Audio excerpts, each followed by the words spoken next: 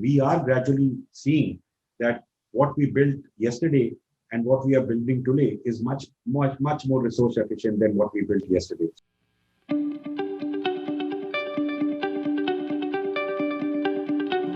Hello and welcome to the season 2 of Understanding the Future.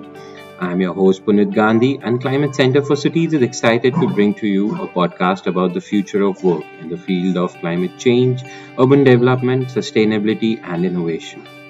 We will talk to experts working on ground as well as in the top management of government and non-governmental organizations to better understand how their field looks like in future.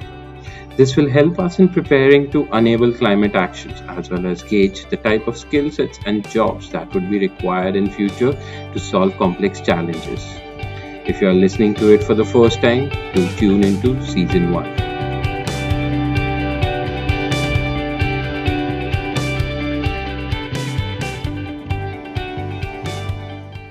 Hello and welcome to the season 2 of Understanding the Future. I'm your host Punit Gandhi, and today we have with us Mr. Sanjay Seth. He is Senior Director at the Sustainable Habitat Division at the Energy and Resources Institute. He is also a CEO and Secretary for Griha Council. He will help us better understand the topic of energy efficiency and transition for cities. Welcome to the show, Mr. Seth. Thank you, Puneet. Thank you. One of the things that I really like about your journey and your career is that you have seen both sides of the spectrum. You have been in the power generation side as well as now in power consumption side. And so I have, again, my tenure of work has been very small compared to yours, but I have been in the solar sector as well initially before I jumped into the policy side of it. So in a long term, what all differences do you see in generation and consumption aspect of power? Okay. So, Puneet, I'm going to be very candid about not only relating it to my experience, but also Sure, as to how, as a country, where we are and how we are really going to be growing. Now, sure. let us understand that, and I'll try to keep it as simple so that people who are our ultimate audience, it becomes very easy for them to decipher or understand what we are saying. Yeah, Uh, we are still a developing country where we say that bulk of our infrastructure is yet to come up and all of that, right? So we've, yeah, I think, heard this line n number of times in various conferences and meetings. So there is still a lot of aspirations among the people as to how they need to be where they want to be, and buying powers increase, and the lifestyle changes that one aspires to, the so-called good living standards, as we may call it, yeah, and some of them which are basic necessities which are still not available with a large segment of our population, right? yeah, So I remember during my days when I used to work on the supply side, we used to talk about capacity addition, that we need to, there is not enough, right? And yeah, power for all used to be the mantra of the government, that we must provide power to all, right? true. And capacity addition was the only, I think, bulk of the attention was on capacity addition, right? So Yeah, to meet the growing demand. But thereafter, the demand side management initiatives also became very important, that both supply and demand need to be managed. And only if we keep uh, looking at I mean, at the supply side, then it yeah, really becomes a very costly affair. It's, after all, I mean, way back in, I'm talking of in the early 2000s, or yeah, around that time, yeah, every megawatt of capacity that we added was around rupees 6 to 7 crores of rupees at that wow, time. I'm sure yeah, that today it's much more than that. But if you looked at the demand side management, if you were to manage your demands and become more, resource efficient, or so energy efficient, if you may say, then the amount of money that you spent there yeah, is much less than what you really spend on the supply side. So that being one. Now, all of these things, the demand side initiatives actually came up with the electricity, the Energy Conservation Act 2001.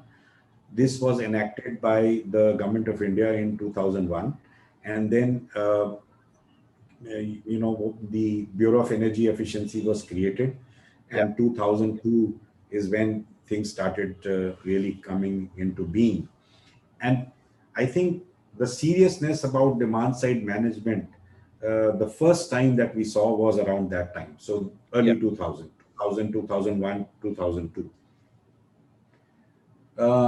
But we have been practicing as a society, we have been practicing demand side management in all of our, the way we live. True. Frugality was embedded in all of our lifestyles, if you see. I'm talking of bulk of the people. It's the Yeah. large population. It's the upper middle class, the lower class, the lower segment of the people. All of them, I think frugality was something which we all adopted as a lifestyle. True. And uh, we were we were so used to switching off our lights when we get out of the room, switch off the fan. So these are all, I think, very good practices that one needs to follow. And these, we coined a word called demand side management. All of this Yeah. became a part of the demand side management. uh, Even if you look at the houses that we had, that we were living off. So if I were to maybe talk about the house that my grandfather built and where I grew up as a child, Hmm. I remember that the for the thermal comforts, the only thing that was there was a fan. Yeah. But we had very high. The houses were constructed in such a way that there were ventilators which were there. The ventilators would be kept open during the summers Yeah. because of the simple reason that warm air rises, goes out of the ventilators, Yeah. fresh air, comes in through the openable, the wire mesh doors and all. Courtyards were there. I mean, the basic building design was how to keep thermal comforts of your home without really depending too much on artificial methods of cooling. True. The walls were very thick, so the heat transfer from outside to inside was minimized. Cement was not, I don't think that cement was used. It was lime and surkhi, which was used for the Hmm. construction of this, and lime has a cooling effect. So I found that those houses were very, very comfortable even during summers, uh, when we used to sleep in the afternoons, because they were normally around vacations. And I very have this very clear picture of us being made to wear shorts and then put off to go off. They told us, that you should go off to sleep. And at night, the central courtyard Yeah. that used to be used for putting charpais and mosquito nets, and then you slept there with a pedestal fan. And Hmm. before one really went off to sleep there, a little bit of sprinkling of water was done on the charpais, so that evaporative cooling, say, that Yeah. so all of that. So these are, so we had very good methods of kind of adapting to what was being provided. We are a tropical country. Temperatures do go high, and these are Yeah. things that I'm relating to you just now, that I related to you, are all about the city of Lucknow, which where it was very, very hot during summers. Yeah. And we used to end up going there during summers. I grew up mostly in the hills in Shillong, and I used to come there, and heat was unbearable. We couldn't bear the heat. True. But still we were able to enjoy our summer vacations there and all of that. So that is there. Absolutely. Okay, so that was the story part of it. But coming back to the demand side management and supply side. So as I said, that balance was very important. But demand side initiatives Hmm. were very, very, they are, I think, even to this date, although we have made a lot of traction during the last 10 12 years, but still, I think we would say that we are still adapting and we are still growing, and people are still getting used to the demand side initiatives. Yeah. Uh, it was important that the Energy Conservation Act, kind of provided the foundation on which the demand side initiatives were really built on, and they looked at four major blocks on which this entire thing was rolled out. One was, of course, awareness and sensitization of people. So, so that they understand that it is important to save. So that is one. Yeah. So how do you go about sensitizing them? How do you go about conserving energy? How do you go about making them aware of what is it that they can do? So that was one part. The second thing was that standards and labeling of appliances was the other aspect which became very important, because we found that bulk of our consumptions happened, and the residential sector, bulk of the consumptions happened at the appliances level. So whether it is a True. fridge or a fan or a light, that was where consumptions were happening. And then gradually, as you move up the ladder, air conditioners, and other things, washing machines Yeah. and all of that. So they said that the standards and labeling program could help in improving the efficiency of appliances, and thereby reducing consumptions, becoming more and more efficient. So that became a second block. The third block was energy intensive industry. That how do you go about making sure that energy is the industries help to move on an energy efficient path. So then an exercise was done to see that how do you go about assessing which are the industries which are very highly energy consumptive, and then a gazette notification, and they found that 9 such industries were identified, and they used the word called designated consumers, Okay. DCs. And through a notification process, we were able to list this 9 designated consumers: that cement, iron and steel, chloralkali, pulp and paper, then aluminium. So like these, I don't Yeah. remember all of them, but there were 9 such industries which were identified. Then the last block was, of course, was the building sector, where Yeah. they said that buildings also consume.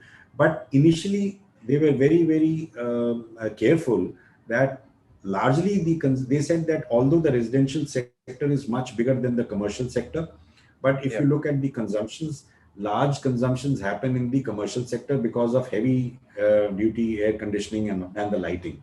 True. Now, together with that, there was this other dilemma, and that was the way the buildings were being constructed, the kind of designs that were being adopted by various commercial buildings. Yeah. Uh, if you look around wherever, anywhere in India, most of these buildings, which are now glass buildings, glass facade buildings, they are essentially something which we have aped from the West, right? So these Yeah. designs have really been aped from the West, whether it is Europe or America, and we have adopted their building designs here. Now, Yeah. I don't think so. We've done the wisest of things. Why? Because as you know that we kind of the heat that we have in our country, this amount of sunlight that we have, all of it kind of heats up these It's a, blocks, and then we require tremendous amount of air conditioning to cool them down, to bring them to working levels or better thermal comforts. Now, so that gave the what you call birth to the Energy Conservation Building Code, ECBC yeah. 2007. For the 7. first time, we brought out something to regulate the way buildings are designed, and the code was introduced. True. Now, the code was essentially a minimum energy performance standard. It was a performance standard for the various components of a building. So, right from the building envelope to your electrical systems, to the amount of renewables that you need to at least for the bare minimum need to be incorporated in these building designs. So all of that. So it defined all of that. So, and it was on purpose. The government, when they introduced the code, they said that we do not want to kind of put a pressure on the public at large, and we must do it only for the commercial sector. And Yeah. then because and in the residential sector, largely, as I told you, the consumptions happen at the appliances level. And if you were to take on a program for labeling of appliances based on energy efficiency, Yeah. then you are able to address it to a large extent. True. So I think that was it. And of course, the fifth part, which was more of a governance issue, was that the Bureau of Energy Efficiency was created at the center, and every state was asked to create, because all of these implementation happen at the state level. So every state was asked to identify and notify a state designated agency to roll out the Energy Conservation Act. So every state in the country and union territories, they earmarked an organization through a notification process, and then for the implementation of the act. Now, bulk of the states use the renewable energy departments as the SDAs, the state designated agencies. So they notified these departments as the SDAs. Other than, uh, I think only Kerala had a separate department called the Energy Management Center. They Okay. created a separate entity to manage, and that is probably one of the reasons why they did very well. In terms of Yeah. demand side management initiatives, they've done really well. And every year, when the Energy Conservation Days kind of celebrated, and people are recognized for their efforts in kind of reducing the demand or managing or in the managing the demand side management initiatives well, so they are awarded. And this 14th December every year is marked as the National Energy Conservation Day, and industry and state governments and other departments, school children, everyone are kind of recognized for their efforts in this direction. Yeah. Now, so the standards and labeling program, I think, became one of the flagship programs of the government of India in terms of promoting energy conservation. And we realized that once we started off, there was a long list that was drawn up where consumptions happen as far as appliances is concerned.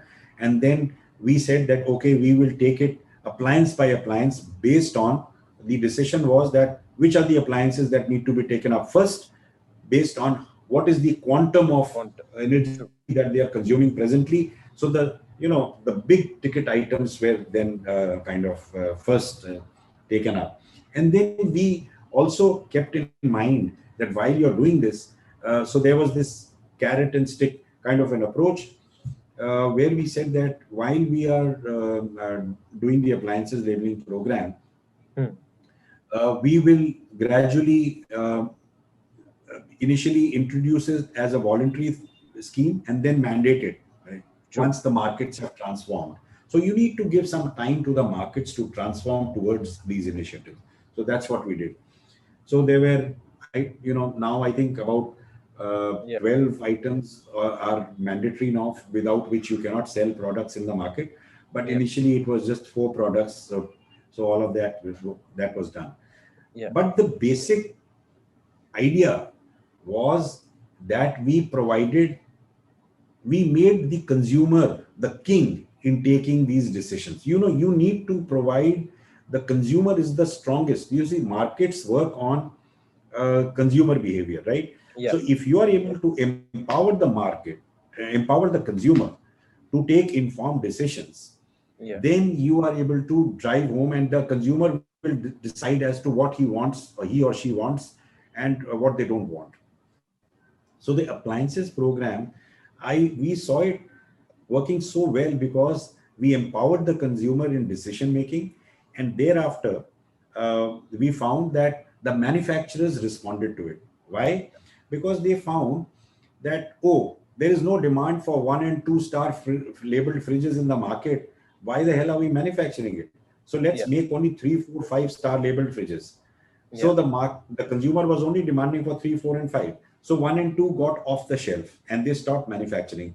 We realized as a regulator that, Hmm. oh, 3, 4, 5 is in demand. Why don't we move the markets towards higher efficiencies now? So we said, okay, whatever is 3 today, let's make it 1 and Yeah. get in 2 more. That is how we ratcheted up the labeling Yeah. program. And it was so beautiful. It is so wonderful to see it work, Yeah. because the markets, the manufacturers kept responding to it. The markets moved, the consumers demanded something which was more efficient. So all of these kept playing, and we were able to transform the market. So whether it was refrigerators, whether it was fans, whether it was even air conditioners, I think that is how we really went about moving the markets towards transforming it towards energy efficient products. So that Absolutely. is one. How did building conservation code or built environment policies develop over years?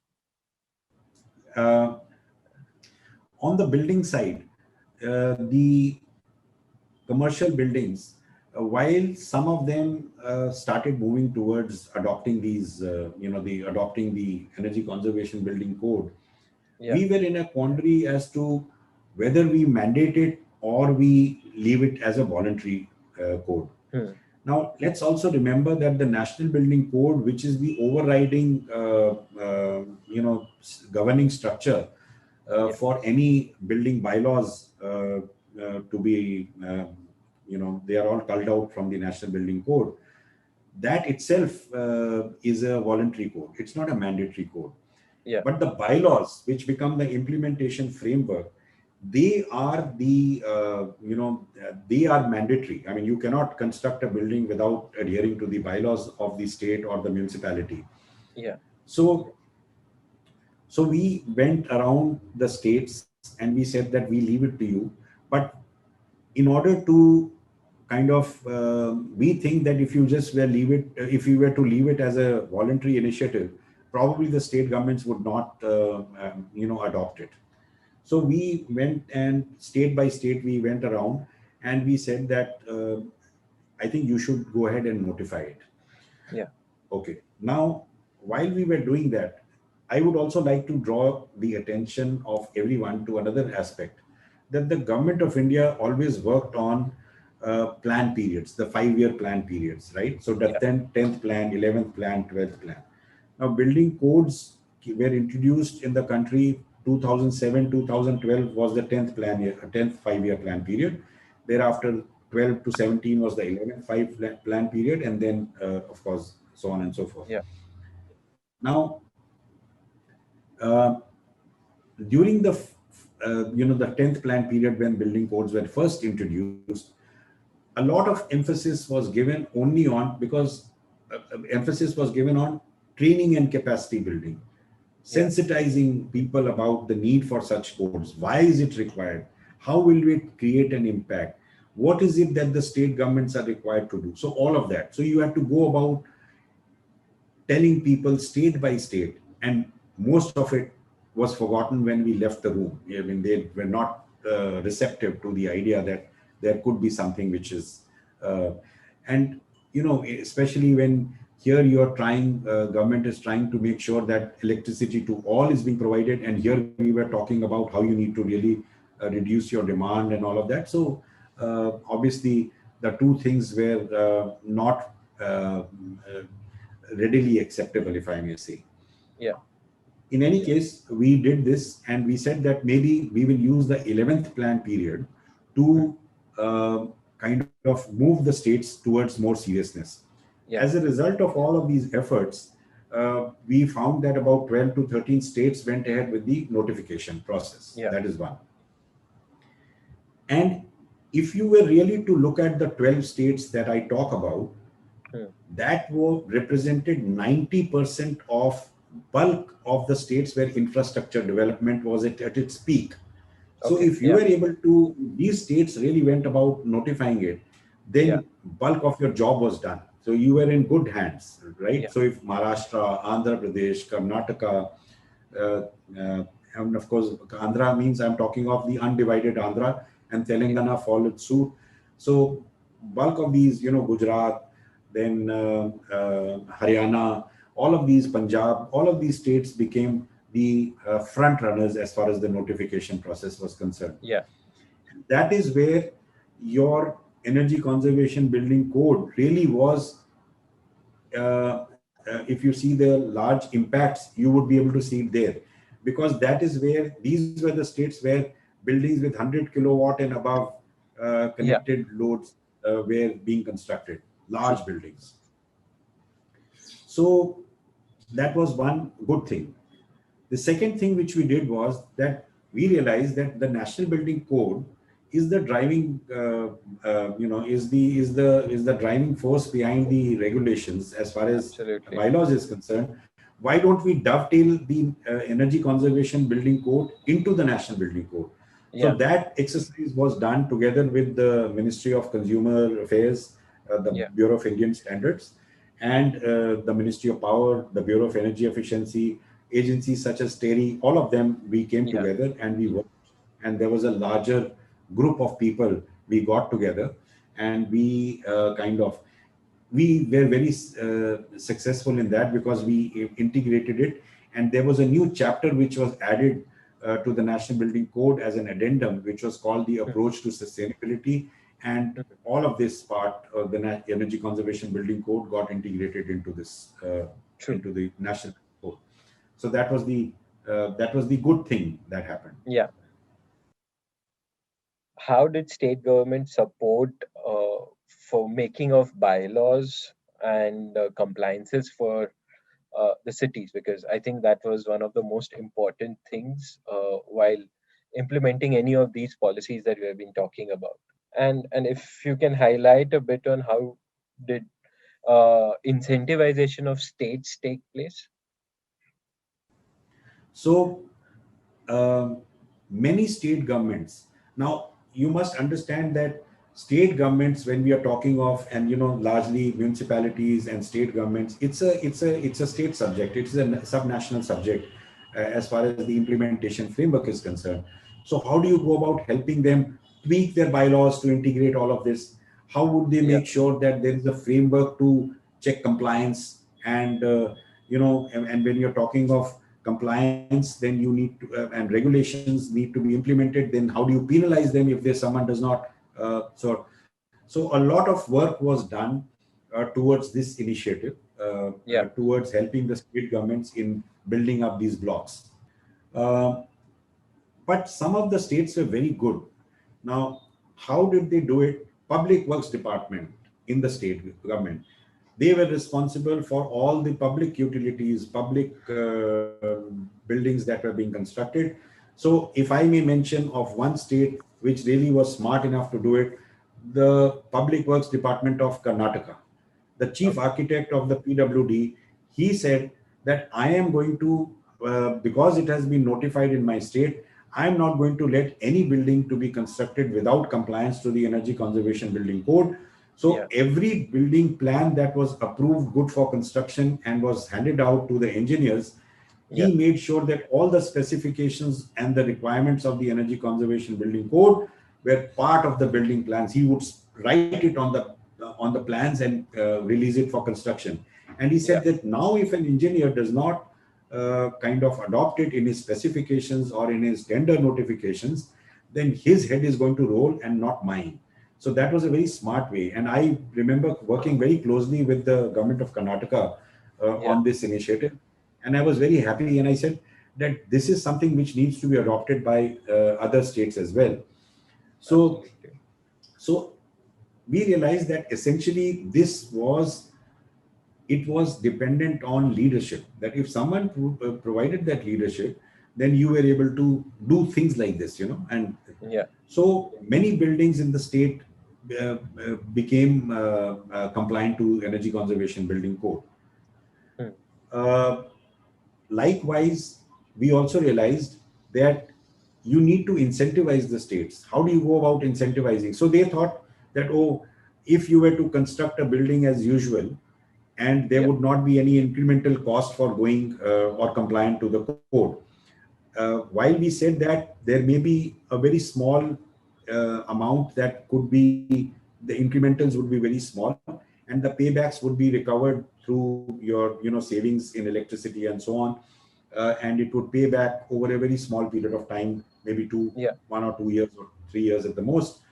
But still, I think that initial reluctance of people to be incurring, the capital cost being incurred for going compliant to the code was there. Yeah. So the Bureau of Energy Efficiency supported many projects by providing them. They said that you find out what is the incremental and we will pay you that incremental Yeah. cost. Provided you integrate all of the requirements in this code. So the many state government buildings, they kind of adopted these schemes. They Yeah. adopted these practices, and as a result of which we were able to construct quite a few buildings which were compliant to the code. And then we said that one of the things which you need to do is make sure that you keep monitoring the building in terms of its performance, and put out information for public at large to see that what are Yeah. the savings that are accruing out of it. So that Yeah. that was the initiative that we talked about. When did the industries start taking part into this, and how did industries get incentivized to take part into this whole conservation act? So energy intensive industries, the PAT scheme became, I think, a front runner, the perform, achieve, and trade. So where Yeah. again, industries which were, if every unit. So if you look at the cement industry, we had a very large bandwidth of the most efficient cement plant in the country and Yeah. a very inefficient plant working together, right? So the most inefficient plant was given a higher target to achieve as to how it moves towards energy efficiency, while the most efficient plant was given a smaller bandwidth to kind of improve. And then the trading, the what you call the market trading phenomenon was used, that people who overachieved were allowed to trade their e-certificates with the ones who did not achieve and all of that. So Yeah. using that. So I think the industry also responded very well as far as the PAT was concerned. And Yeah. the first year, when I remember when we rolled out the PAT scheme and the achievements that we saw, it was something which was very, very, I mean, it was a very proud moment for all of us to see how the markets, how the industry really came forward, because eventually they realized that it is they themselves who are going to benefit if they improve their efficiencies. Yeah. And also, so that. So I'm not going into details of how the scheme really worked out, and the schemes are available on the website of the Bureau of Energy Efficiency for people Sure. to understand as to how these really worked. But um, I think there was a huge amount of traction that the demand side management initiative was able to, deliver If, in terms yeah. of the act, whatever the act was defined If you for. could also highlight somewhere on the lines of resource efficiency and how that became more important in this whole context, because while yes, energy did become one of the major saving points at a lot of Hmm. places, with building efficiency and everything, there was a lot of efficiency measures taken up for water and waste management as well, which was Yeah, not there before, as well yeah. as So C&D waste. yeah. So okay. So I was going to in fact cover Sorry. this in the next segment. Good, but that you raised this. Now, you know, uh, I we all realize one thing, that why was it that electricity or energy, when we talk of energy, bulk of it is electricity that we talk of in the common language that we Yeah. common use that we see. Why was it getting the attention of everyone? Because the tariffs would keep revising from time to time, right? Yeah. And it would pinch the pockets of the people when tariffs rose, or Yeah. there was an increase in tariff. And when it starts hurting people, that is when you start becoming more and more kind of receptive to these things, that, oh, Yeah. I don't want my electricity bills to increase. And that was the mantra around which all the awareness campaigns were rolled out by the Bureau of Energy Efficiency. I remember there was an advertisement which used to come up on TV sometimes at prime time, Hmm. that a fan would move and there would be money falling out of it and going into a piggy bank, saying that if you use energy Yeah. efficient appliances, you save, that kind of. Yeah. Yeah. I remember that.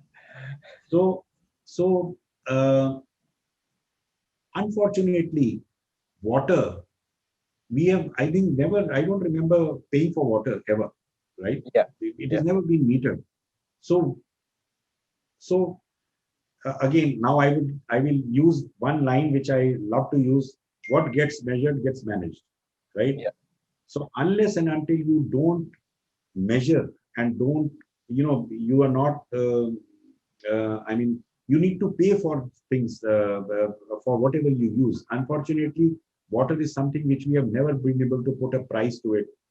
The amount, True. it's one of the most precious commodities, and we are depleting out of that resource. True. We are hearing stories after stories about how cities are drying up and how it is becoming more and more of a challenge to provide potable water to everyone. So unfortunately, it still hasn't received the amount of attention that it should have as electricity has, right? Yeah. So probably the tariffs for water should be much, much higher than electricity tariffs, so Yeah. that people understand that whatever you use is a very precious commodity that we are using, right? So one needs to learn that. Now, uh, so electricity got the attention. Why? Because of the tariffs. In terms of, so when you talk of resource efficiency, that became something that, as a country where we are developing, infrastructure requirements are increasing, the more and more urbanization is taking place. You are seeing newer cities coming up. Tier one, tier two cities are growing into, bigger cities, and aspiring to become metropolitans and all of that. And obviously a lot of infrastructure being coming up. Where are Yeah. you going to get the resources from for such constructions? So we, I think we've seen how we have been depleting the natural resources, taking away, extracting, excavation, all of those things are, they were being done. Yeah. Then I think somewhere down the line, we said that we need to be more resource efficient. We need to see how we become uh, more kind of sensitive towards all of these issues, and the ideas of green infrastructure started to be discussed, right? And we started Yeah. talking about resource efficient and green infrastructure. Rating agencies started talking about how recycling and all of these needs to be the mantra. True. So all of these things, initiatives, they came into being. Uh, but still, I think they are, if you look at the total built environment and you look at the green infrastructure which is still which is Yeah. in place as of now, it is a very minuscule of the total built environment. So a lot of effort Yeah. needs to be done in this. But just merely saying that we need to be resource efficient, we need to be, how do we go about making sure that whatever we construct is going to be green and all of that? Where are we going to be sourcing these materials from? How do we, again, it's the informed decision making that becomes centric to all of these ideas. Yeah. So if we are talking of a green building, ultimately you and me are going to demand this green building. Yeah. Developer is not inclined to give it to you because he is, as it is, in the business of providing the, the buildings or the infrastructure, and people are buying it without asking for this. So Yeah. you need to sensitize the end consumer that if you really want to buy a building, make sure that it is green, because eventually not only are you going to be living out of a healthier entity, a better more comfortable building, Yeah. operating or living out of it. But also, the operating costs are going to be much less as compared to a business as usual. Uh, but again, the developer being asked to provide this was not it was not an easy task.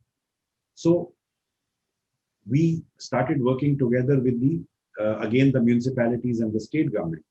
And if you Yeah. look around, many municipalities and state governments now have incentivized the developer that Yeah. if you come up with a green building or a resource efficient, whatever, I mean, eventually a green building is a resource efficient entity, right?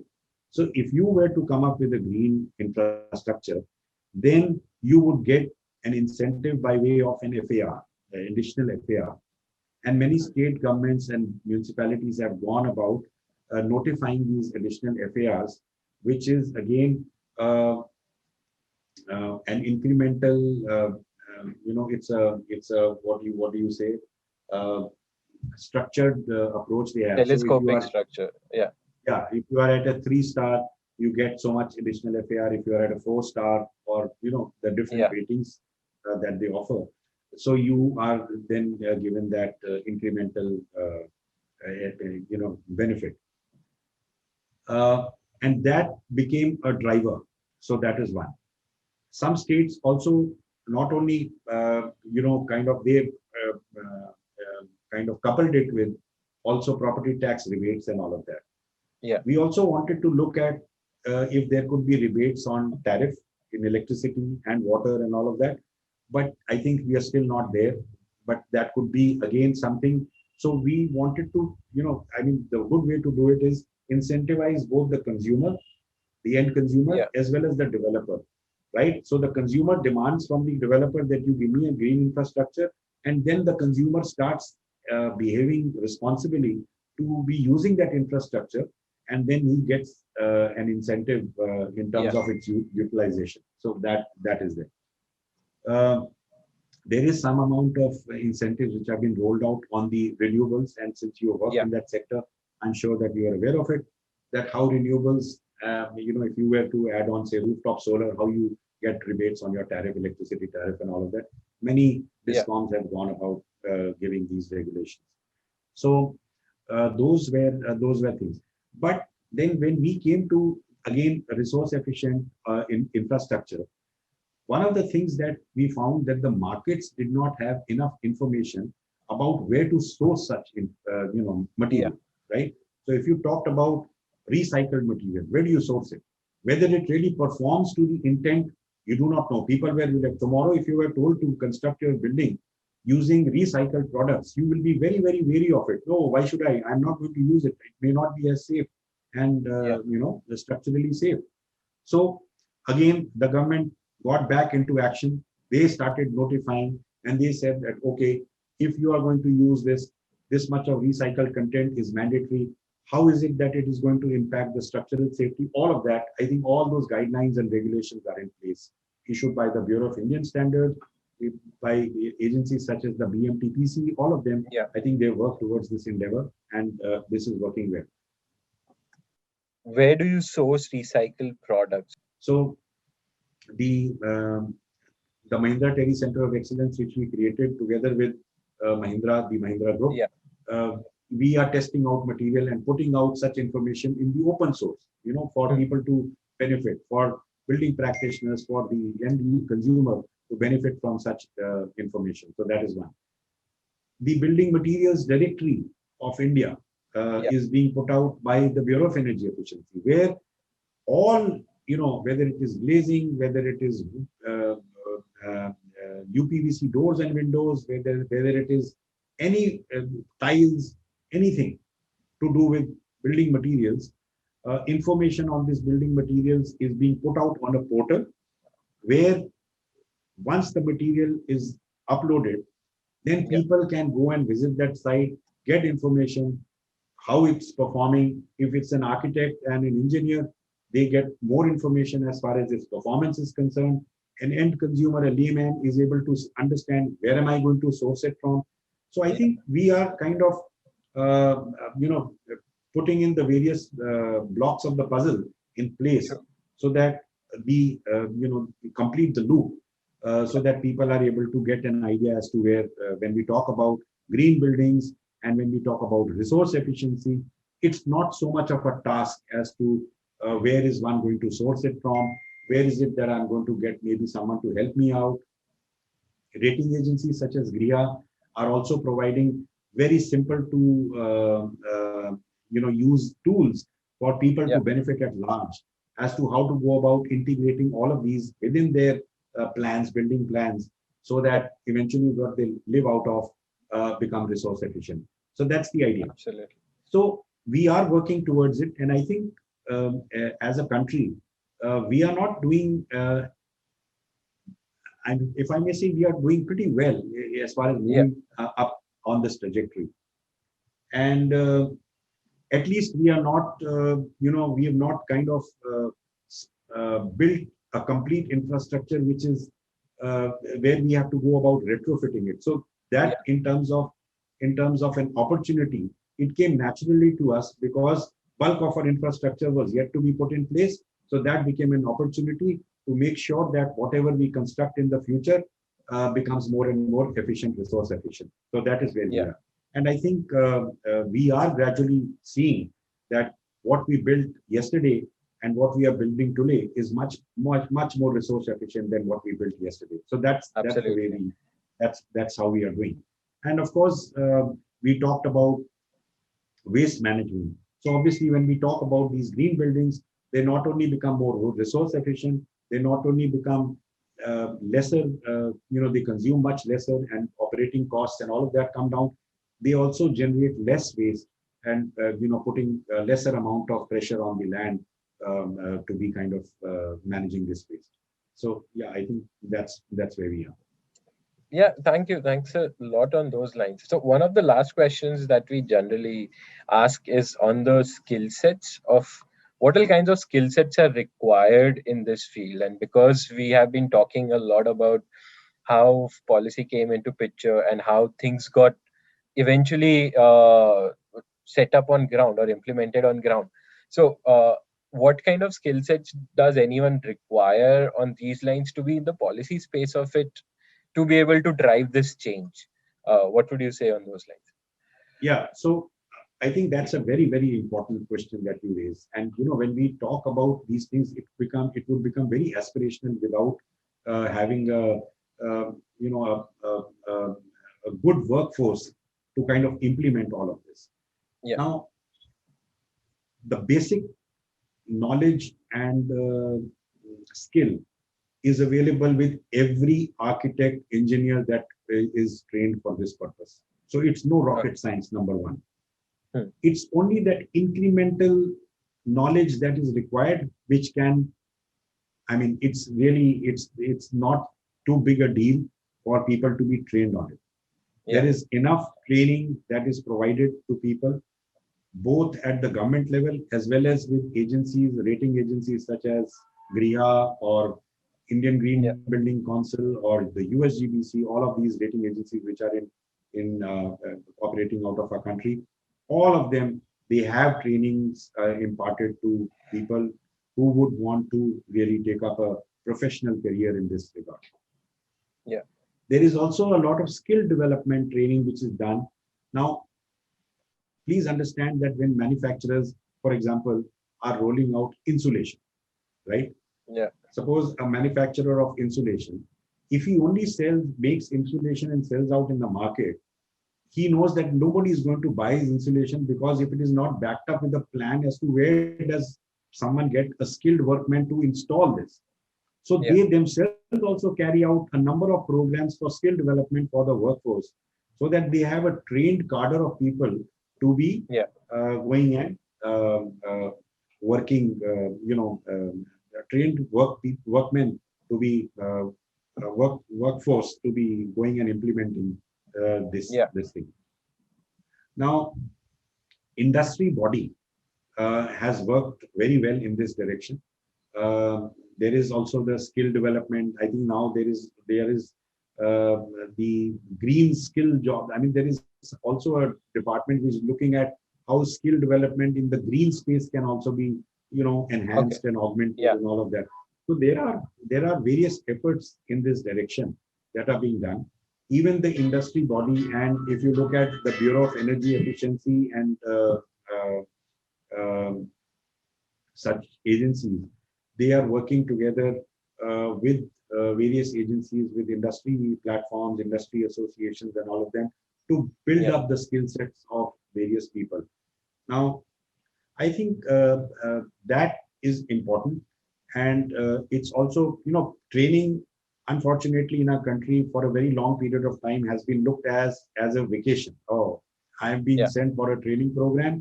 Let me go and enjoy myself for 1 week. Ah, Yeah. and no seriousness has been given to it.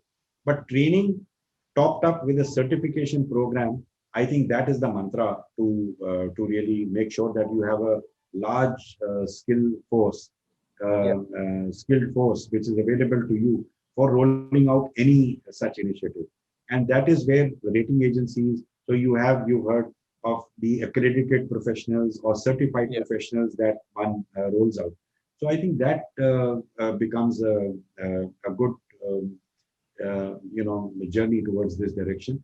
People are now doing. We have created, especially during this lockdown period, people have become very reluctant to, and physical presence of people to taking up training programs is becoming a more and more no, I think, and that also has given us all a greater amount of flexibility to be taking up training programs as and when we have the time.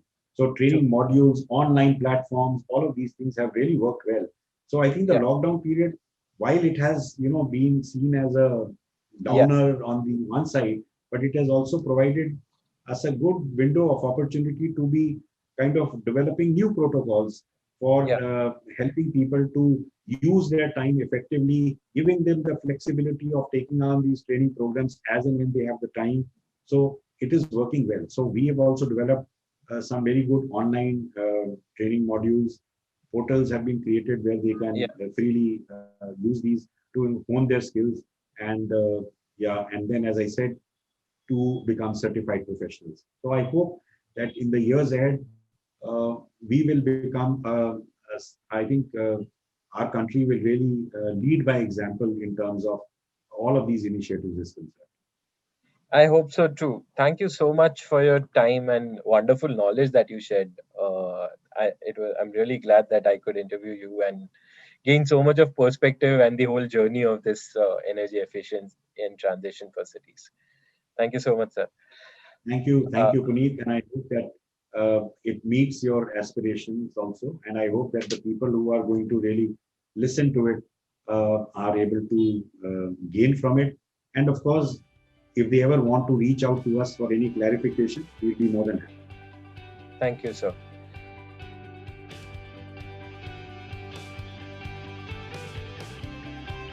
You have been listening to Understanding the Future podcast. To know more about Climate Center for Cities, check out our website www.niua.org/c-q. The show is conceptualized, produced, and edited by Punit Gandhi, Senior Associate at CQ. You can now subscribe to our podcast on your favorite channel, which can be accessed through the credits. Also, don't forget to follow us on our social media for more updates. Do share your reviews with us and help us spread the podcast to your friends and colleagues.